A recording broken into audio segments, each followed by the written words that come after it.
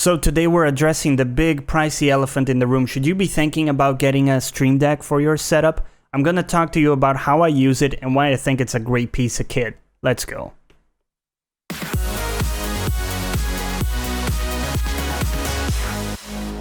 So the Stream Deck will set you back about $150. And the reality is most of what it does can actually be done via macros and cheaper gear. But here's the rub, guys. And this isn't a sponsored video, so I spent my money on this. I mean, Elgato, contact me, right? I'm open to offers. But here's the thing.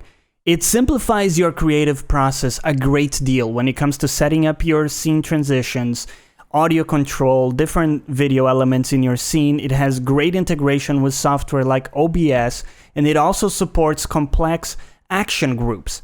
For those of you who stayed to the end, I'm going to show you some of my complex scene transitions and some of the cool stuff that this can do, but let's jump into it. So when you open the app, the first thing you notice is that it mirrors your device. So if we move to a different folder, it shows immediately. And also any changes you make in the app will also reflect immediately in your device. And here in the right, you have the pool of different actions you can undertake by the press of a button.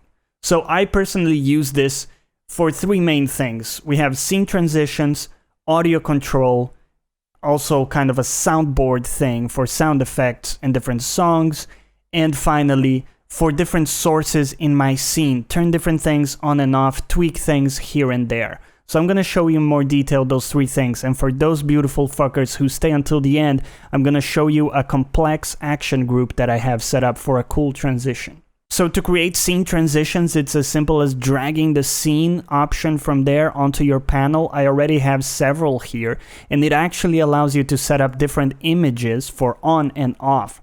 Right now, big cam is enabled. The moment we move to a different scene, it will show grayed out like this. And we can change to different scenes with the touch of a button.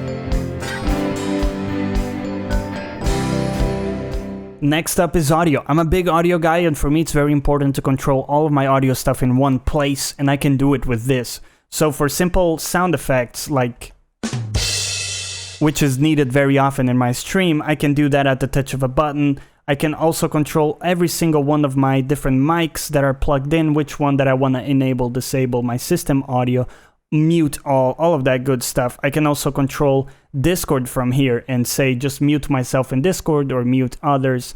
And finally, there's actually a cool extension called Voice Mod that allows you to modify your voice. There are actually a number of extensions that people are implementing continually that give you cool functionality. But here we can take a look at the Voice Mod, which allows you to do things like this. Hello, I have become a robot. But enough with that. I can also play all of my different songs that I have created for my stream. So I can go into here and I have a pool of different songs that I have ready, and I can choose which one I want to play at any given point in time. So I actually have two corners where I record, over here and over there for my console. So I need to be able to switch between my couch cam and my PC cam, and also Elgato and PC capture. And this stuff is actually leveraged by action groups. So if I go into my couch cam action group, you can see that I have multiple things happening. I'm enabling a number of sources and disabling a number of sources. And the same for the PC cam. I can also do things like turn off all of my Twitch alerts, which, by the way, we're live on Twitch Monday, Tuesday, Wednesday, and Saturdays. Info for that down below. Hey, what?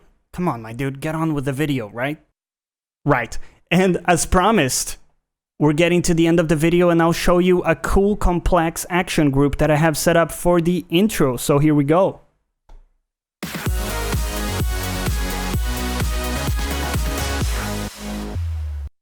So if we take a closer look at that, this is an action group that contains a lot of stuff, guys.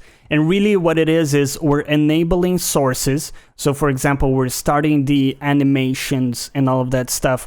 We have a delay between certain things to time things so that, you know, when one thing is playing in the foreground, another one is getting disabled in the back and you don't see it. So it kind of looks like it's all one big animation, but really what we have is the main animation, another filter coming on, and then we have stuff being delayed until we allow things to play. And it sounds complex, but this is the kind of thing that this allows you to do in a very easy way. You can drag stuff around, add delays here and there, turn things on and off, and you can do everything with a press of a button.